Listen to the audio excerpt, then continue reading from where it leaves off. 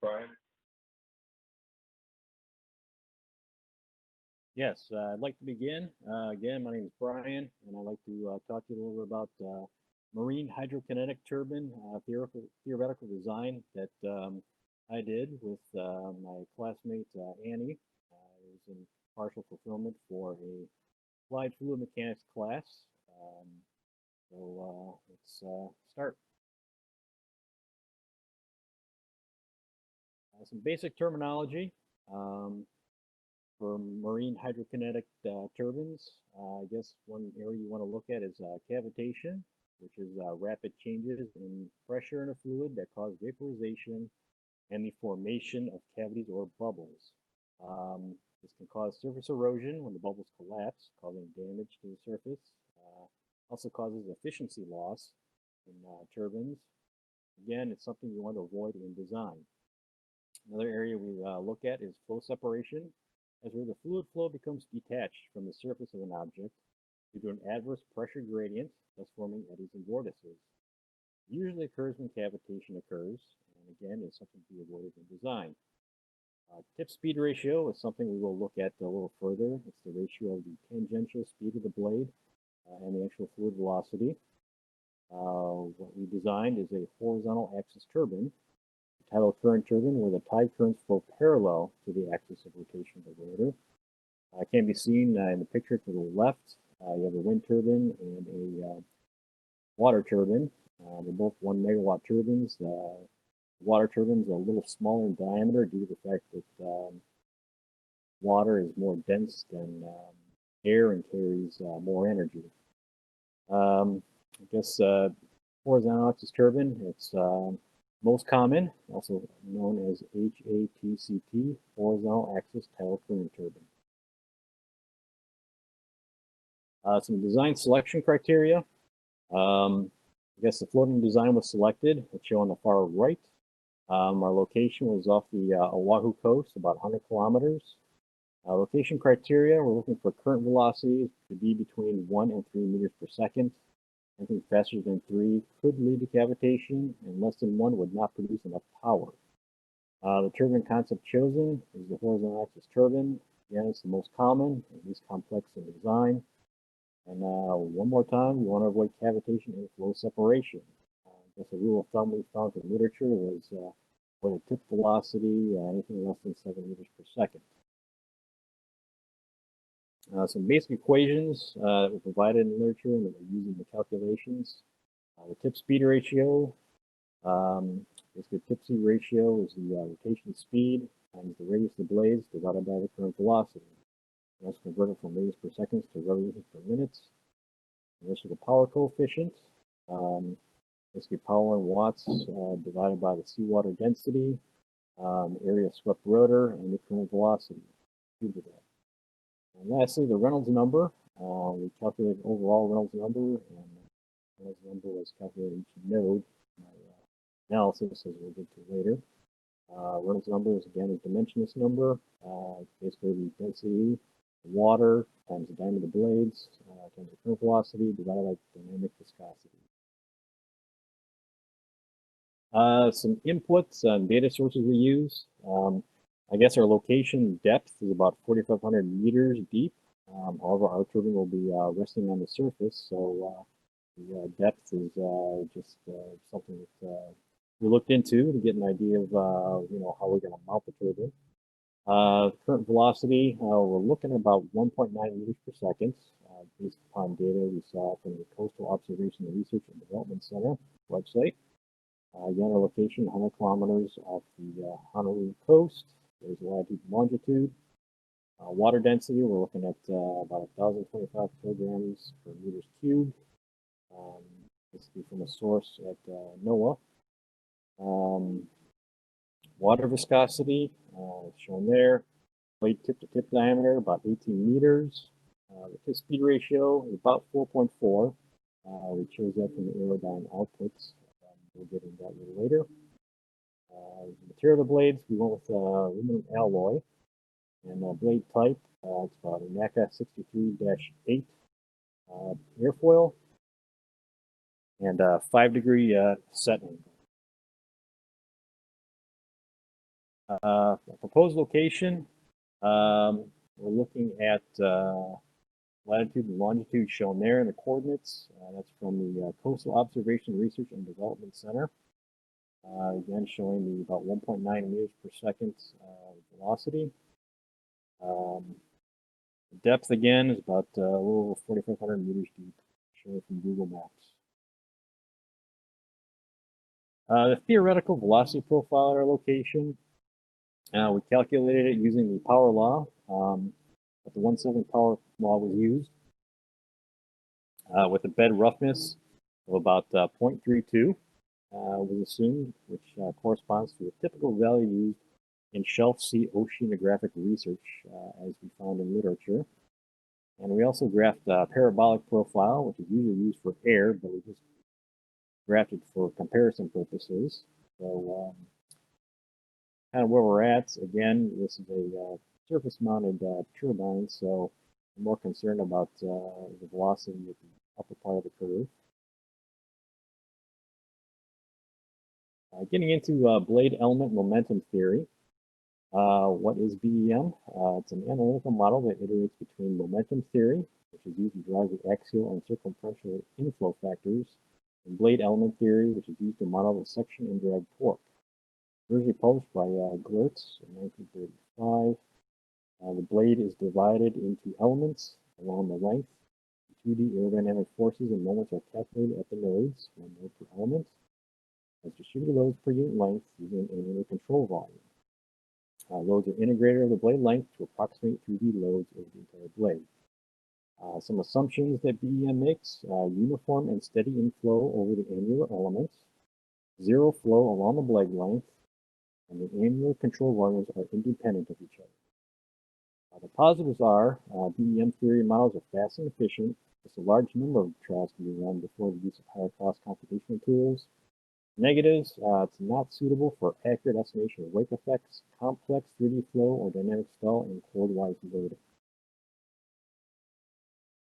Basically, Aerodyne software, it's a free BEM theory software from the National Renewable Energy Lab websites. Run a MATLAB requires 4 input files. Some of those require the use of XFoil to derive some of the wing characteristics. Basically, it generates a coefficient of thrust and coefficient of power versus a tip-speed ratio curve for a turbine.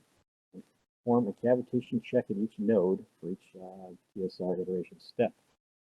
Included with the software was a file for a 0.8 meter diameter 3-bladed turbine that was designed and tested in a cavitation tunnel in a paper that was published by Bahaj, Benton, and McCann.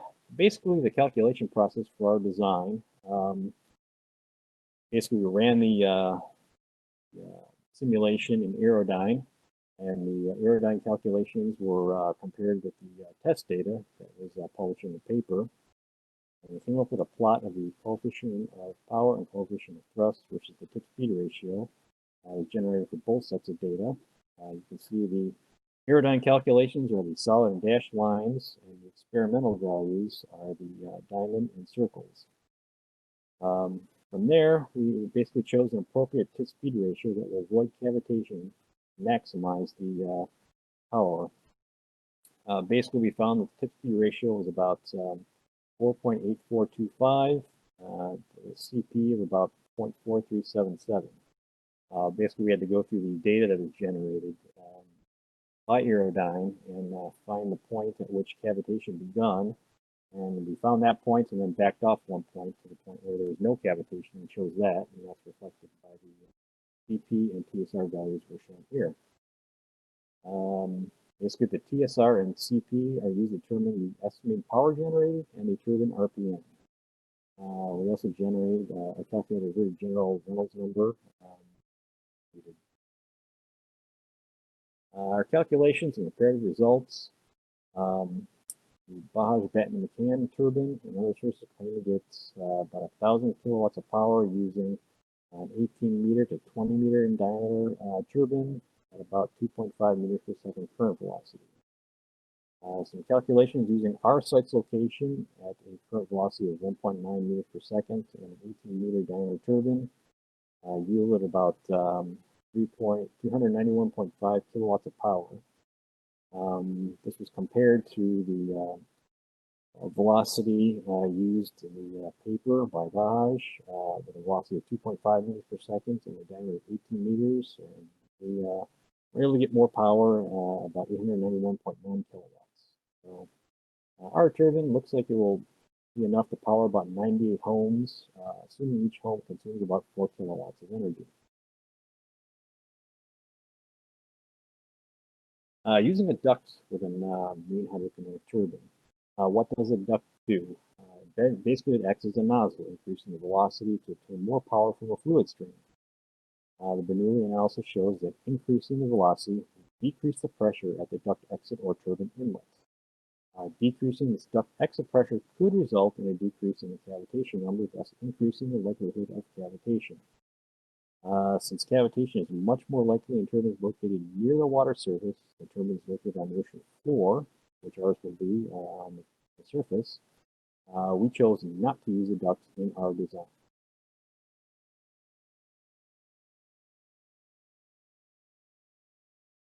How will the turbine affect wildlife on and the ocean floor? These are some environmental considerations we have to take into account. Study by Zhang et al. Used a 1/100 scale axial flow turbine with a tank with live fish ranging in size from 3 to 4.2 centimeters long. Results showed that no fish were observed to contact or collide with the turbine in experiments.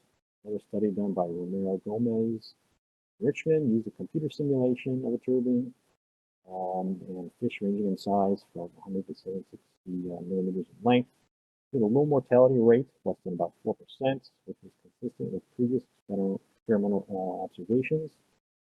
Overall, the results seem to indicate that an axial flow turbine would have little to no effect on fish in the area. However, consideration needs to be taken for other types of wildlife. Also, the floating configuration would keep the turbine far from the ocean floor, where the wake might cause the sediment to be redistributed. Other environmental considerations, the elimination of potential leak paths, use of a cartridge seal on the turbine shaft would isolate the inside of the nacelle from the ocean water. Beam describes the design of a PTO for an axial flow turbine that uses a cartridge seal, and they're claiming a life of about 20 years. Also, use of seal bearings. Tian et al. Describes an axial flow turbine uses seal bearings along with a magnetic coupling to isolate the PTO from the ocean water. Another consideration is reduction of noise generated by the turbine. Perhaps the use of helical gears rather than spur gears in the gearbox to reduce the gear noise. However, this may result in a slight decrease in transmitted power. Again, you want to avoid cavitation, as this will also cause unnecessary noise. We also need to look into other areas for further investigation. One is the design of a floating platform. Wozniak describes the design of a floating platform used to test scale models of axial flow turbines. It's basically a simple catamaran design with associated sensors and computers. The platform stability needs to be considered to avoid any unnecessary oscillation that could cause a loss in turbine efficiency. Look at the buoyancy of the platform and take into account the weight of electric cabling and mooring cabling. Design of a method to fix the platform to the ocean floor and mooring. Well, we need to assess the type of rock on the ocean floor, so a specific type of mooring can be designed, various different types, something simple as like an anchor or something that's actually drilled into the surface of the ocean. Again, you need to assess the drag force on the platform and thrust from the turbine. We want to maybe consider using a breakaway mechanism in the cabling, such that in case the turbine would encounter any inclement weather, like a hurricane, it could break free of the mooring and perhaps float and not receive any damage from the storm. Go Lightly describes several methods of platform design in ocean floor mooring and anchoring in a presentation here for offshore wind energy, which I'm sure could be used in marine hydrokinetic turbines as well. Again, design of a gearbox, generator, controller. Probably need to develop a transfer function model of a controller, generator, and gearbox for the turbine. Run a simulation in MATLAB, check for stability. He designed the cooling system. Dean describes a closed-loop internal cooling system. You can also research other methods of cooling that use the water, the ocean water, as a heat sink. For the heat generated by the gearbox and control system components. I can consider is the corrosive nature of the ocean water and how this will affect the heat transfer coefficient of such a heat transfer method. Electrical system and cabling and a connection to the grid need to be considered. Lee describes the design of an electrical system to transfer the power from the turbine to the grid. Basically, there's kind of chunks it into two subsystems. A collection subsystem that transmits from the turbine to a collection point, and also a transmission subsystem that transmits the power from the collection point to an onshore grid tie-in. It's kind of where they bump up the voltage to kind of meet the grid. Also, we need to look at the perhaps the FEA analysis of the stresses in the turbine blades. Turbine design software, HARP Opt, also available on our website. We'll also evaluate the stresses on the turbine blades. Pressure data from blade elements analysis can be used as an input file to a commercial FEA package used to analyze the stresses on the turbine blades. Mohammed used the panel method to perform a hydrodynamic analysis of the turbine, the blade pressures, and use this as an input for FEA study. I guess coming up with a final power output estimation, a little more accurate. Domenech describes a method of assessing the practical value of energy extraction from the turbine based on system engineering model. Also, lastly, are some maintenance considerations. Use of sensors to monitor the turbine condition. I guess we need to consider blade fouling and how this can perhaps be controlled. And how accessible is the turbine for maintenance? In conclusion, a short summary of our turbine design. The outer diameter is about 18 meters. The theoretical power output is about 392 kilowatts. Blade profiles and NACA 63-8. Number of blades 3. Set angle is 5 degrees, which is found to transfer the most amount of power. Mounting is going to be a floating platform type. Blade material, we're looking at aluminum alloys. So, I guess sum it all up, we hope that this paper will serve as a contribution to another potential marine hydrokinetic turbine site in the United States and help Hawaii in identifying and implementing another clean and economical energy. Thank you.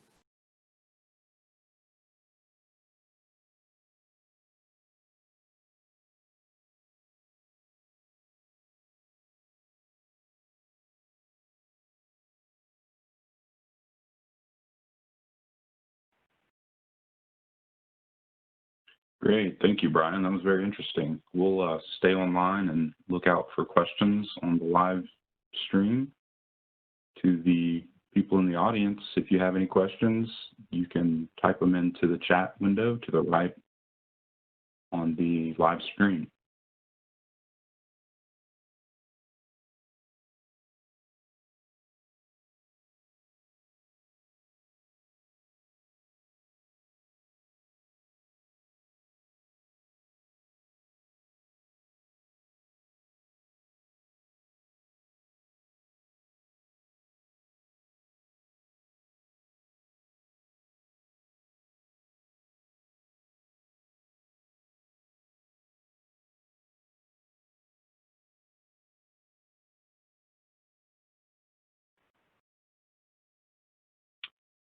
Yes, Brian, I had a question for you.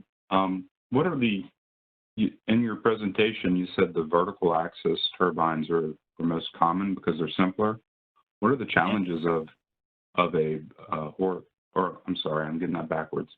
Horizontal axis is the one in your presentation. Have you looked into the challenges of the vertical axis turbine? Not as much, no. That's something that I think we need to further research. Yeah, it seems like the vast majority of turbines were that we've researched for the ones we presented. So that could be something for further research.